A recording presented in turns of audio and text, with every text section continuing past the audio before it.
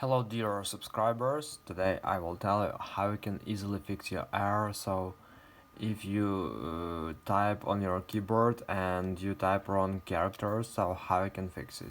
So for fixing it, you just need to go to start menu, just go to the settings, and in the settings you need to find here, just go back home, find here time and language. So after you just choose region and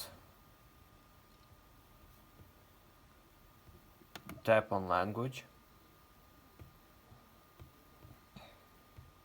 So here you can see all the languages I add before. So for example, you choose here language with which you have errors, so just tap on it, choose options, for example English. And now you just need to tap on your keyboard you add before and just tap on remove it.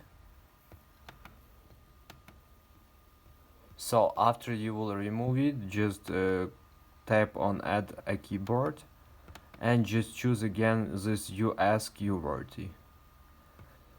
So after you choose it, just write again to write something. Also you can try to restore your computer, and I hope that it will help you. Thanks for watching, have a nice day, subscribe to my channel, click like, and goodbye.